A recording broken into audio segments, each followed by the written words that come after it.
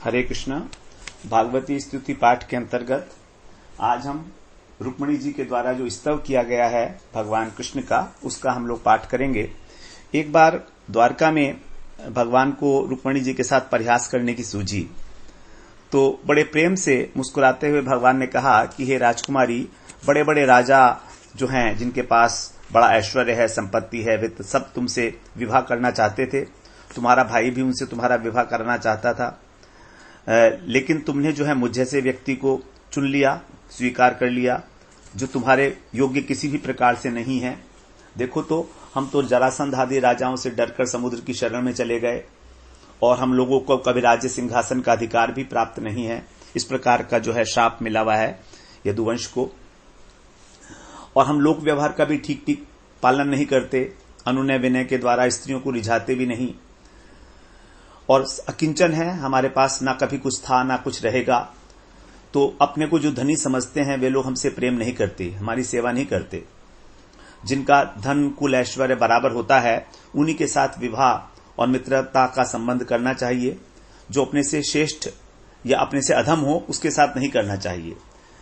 तो फिर हे विदर्भ राजकुमारी, तुमने अपनी अदूरदर्शिता के कारण बिना सोचे समझे ही मेरी झूठी प्रशंसा सुनकर मेरा वर्णन कर लिया। अब भी कुछ बिगड़ा नहीं है, अपने अनुरूप किसी क्षत्रिय को तुम जो है वर्ण कर सकती हो, क्योंकि तुम जो है परम सुंदरी हो। इस प्रकार जब भगवान ने परिहास में वचन किए तो कहे, तो रुक्मिणी जी जो है वो एकदम व्याकुल हो गई। वास्तव में भगवान का ये वचन कहने का जो कारण था वो ये था कि रुक्मिणी जी को इस प्रकार का अभिमान हो गया था कि मैं इनकी सबसे अधिक प्यारी हूं। इस गर्व की शांति के लिए भगवान ने इस प्रकार के परिहास किया। अब वो अत्यंत व्याकुल हो गई। इस प्रकार की वाणी सुनकर हृदय धड़कने लगा, चिंता रोने लगी और अपने नखों से जो है धरती को कुरेदने लगी। उनके नेत्रों से जो है निरंतर अश्रु बहने लगे, मुख नीचे की ओर लटक गया, वाणी अवरुद्ध हो गई, ठिठक गई, कलाई का कंगन तक खिसक गया, उनका केश बिखर गए। जब कृष्ण ने देखा कि मेरी प्रेयसी रुक्मिणी जी हास्य विनोद को समझ नहीं पाई हैं, तो उनका हृदय जो है करुणा से भर गया। उन्होंने तुरंत पलंग से उतरकर रुक्मिणी जी को संभाला और उनसे कहा कि देखो विदर्भ नंदिनी, तुम मुझसे बुरा मत मानो, मुझसे रूठो मत। मैं जानता हूं कि तुम एकमात्र मेरे ही परायण हो, मेरी सहचरी हो। मैंने तो तुमसे केवल हंसी की थी। मैं देखना चाहता था कि इस प्रकार मेरे कहने पर किस प्रकार तुम्हारे जो होठ हैं वो फड़कने लगेंगे प्रणय कोप से, और तुम्हारे नेत्रों में कैसे लाली छा जाएगी, तुम्हारी भौएं चढ़ जाएंगी। ये सब देखना चाहता था, क्योंकि हे सुंदरी, काम धंधों में लगे हुए जो गृहस्थ पुरुष हैं, उसमें गृहस्थी का बस एक यही तो लाभ है कि अपनी जो है अर्धांगिनी के साथ वो हास परिवास करते हुए कुछ क्षण सुख से बिता लें। तो सुखदेव जी ने कहते हैं कि जब भगवान ने इस प्रकार समझाया तो उनको विश्वास हो गया कि केवल परिहास में ही बात की गई थी। उनके हृदय से भय जो है नष्ट हो गया सारा। और अब वो 15 श्लोकों में 10वें स्कंध के 60वें अध्याय के 34वें श्लोक से लेकर और 48वें श्लोक तक 15 श्लोकों में भगवान की एक एक बात का बड़ा युक्ति युक्त उत्तर देंगी। जो भी भगवान ने कहा उस सब का बड़ा सुंदर उत्तर दिया है उन्होंने। तो कहती हैं कि आपने ठीक ही कहा कि मैं आपके अनुरूप नहीं हूं। अपने को कह रही हैं, ऐश्वर्य इत्यादि गुणों में आपकी मैं समानता कैसे कर सकती हूं? आप तो षड ऐश्वर्य संपन्न भगवान हो, अपनी महिमा में स्थित रहते हो। ब्रह्मा इत्यादि सारे देवता जो हैं आपकी सेवा करते रहते हैं, तो मैं आपके समान कैसे हो सकती हूं? आपका यह कहना भी ठीक है कि आप राजाओं के भय से समुद्र में छिप गए थे, लेकिन यहां पर राजा शब्द जो है पृथ्वी के राजा नहीं है, यहां पर 3 गुणों के राजा, अर्थात आप मानो उन्हीं के भय से अंतःकरण रूपी समुद्र में छिपे हुए हो आत्मा के रूप में। और आपने कहा कि आप राजाओं से बैर रखते हो, तो राजा कौन से हैं? जो दुष्ट इंद्रियां हैं हमारी, तो दुष्ट इंद्रियां जो हैं इंद्रिय तर्पण पे लगी हुई, वो उनसे तो आपका निरंतर बैर है ही।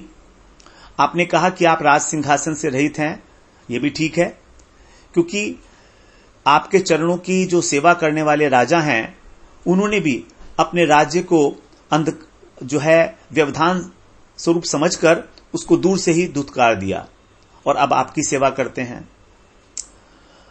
और जो ऋषि मुनि आपके पद चरण कमलों के मकरंद का रस सेवन करते हैं, वे भी आपको नहीं समझ पाते। तो फिर और आपके भक्तों की जो चेष्टाएं हैं वही अलौकिक हैं। तो इस प्रकार आप सभी शक्तियों के ऐश्वर्य के आश्रय हैं। आपकी इस प्रकार की चेष्टाएं अलौकिक हों, इसमें कोई संदेह ही नहीं। आपने स्वयं को अकिंचन बताया। यहां अकिंचन का अर्थ दरिद्रता नहीं है, अपितु यहां पर आपके अतिरिक्त और कोई वस्तु है ही नहीं। सबकी सत्ता आपसे ही वर्तमान है, इसीलिए आप अकिंचन हैं सब प्रकार से। और मैंने भिक्षुकों से आपकी जो प्रशंसा सुनी थी, वो कोई साधारण भिक्षुक नहीं थे, वो परम शांत सन्यासी महात्मा थे। इस प्रकार से ये मेरी अदूरदर्शिता नहीं है कि मैंने आपको वर्ण किया, अपितु आप तो सारी जगत के आत्मा हैं, अपने प्रेमियों को अपना आत्मदान तक कर देते हैं। तो मैंने जानबूझकर ही आपका वर्ण किया है। इस प्रकार से एक एक जो है बात का उत्तर देते हुए कहती हैं कि मुझे जो है आप ही जो है एक जगत के एकमात्र स्वामी हैं, और चाहे भले ही मुझे अपने कर्म के अनुसार अनेक योनियों में भटकना पड़े, लेकिन मेरी एक ही अभिलाषा है केवल कि मैं बस आपके चरणों का ही आश्रय लिए रखूं। तो इस प्रकार से रुक्मिणी जी जो हैं वो भगवान को उनकी बातों का ही उत्तर दे रही हैं। 15 श्लोकों में कह रही हैं।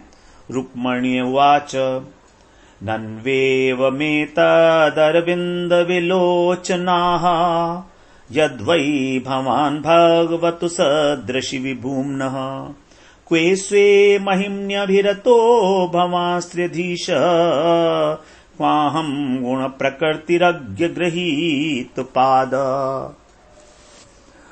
सत्यं भयादिव गुणेभ्योरुक्रमान्तः शेते समुद्र उपलम्भन मात्र आत्मा नित्यं कदीन्द्रियगणैः कृतविग्रहस्त्वं त्वत्सेवकैर्नृपपदं विदुतं तमोन्धम् त्वत्पादपद्ममकरन्दजुषां मुनीनां वर्त्मा स्फुटं नृपशुभिर्ननु दुर्विभाव्यम् यस्मादलौकिकमिवे हितमीश्वरस्य भूमंसवे हितमथोन् अनुये भवन्तम् निष्किञ्चिनो ननु भवान् न यतोऽस्ति किञ्चित् यस्मै बलिं बलिभुजोऽपि हरन्त्यजाद्याः न त्वाविदन्त्य सूत्रपोऽनन्तकमाड्यतान्धा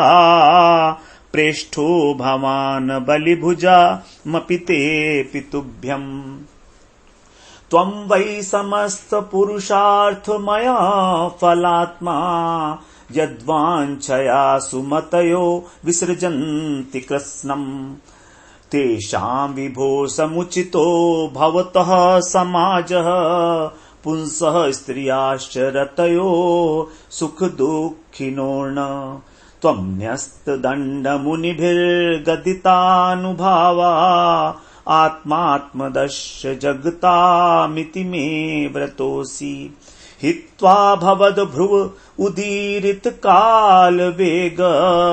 ध्वस्ताशिशोऽब्ज भवना कपतीन् कुतोऽन्ये जाड्यं वचस्तव गदाग्रजयस्तु भूपान् विद्राव्यशाङ्गनिनदेन जहथ मां त्वम् सिंहो यथा स्वबलिमीश पशून् स्वभागम् तेभ्यो भयाद यदुदधिं शरणं प्रपन्नः यद्वाञ्छया नपशिखामणयोऽङ्गवैन्य जायन्त नाहुष गदा गयादय एकपत्यम् राज्यं विसृज्य विवशूर्म मम्बुजाक्ष सीदन्ति तेनु पदवीं त इहास्थिता किम् कान्यं शयेत तव पाद सरोज गन्ध माघ्राय सन्मुखरितं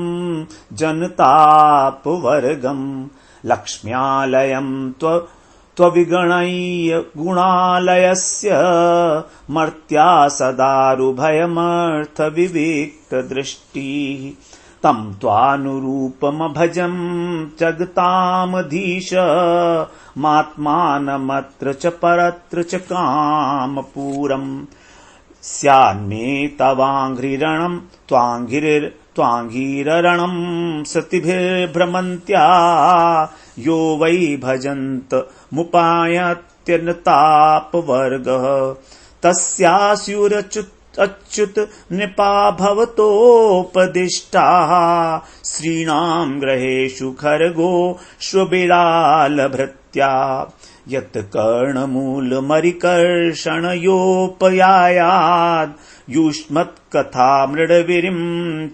विरञ्चि सभासु गीता त्वक्ष्म शुरो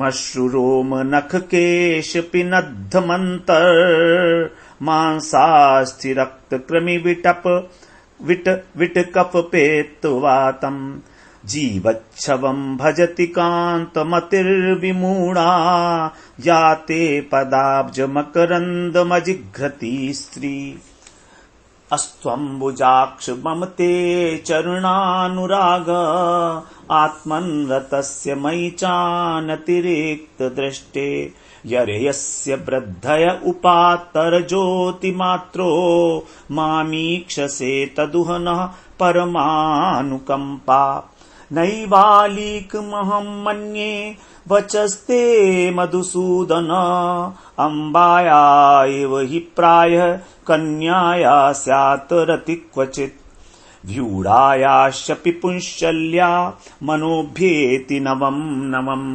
बुधो सतीं न बिभ्रत्यात् तां बिभ्रदु भयच्युतः यदक्षरपदभ्रष्टं मात्राहीनं च यद्भवेत् तत्सर्वं क्षम्यतां देव प्रसीद परमेश्वर हरये नमः।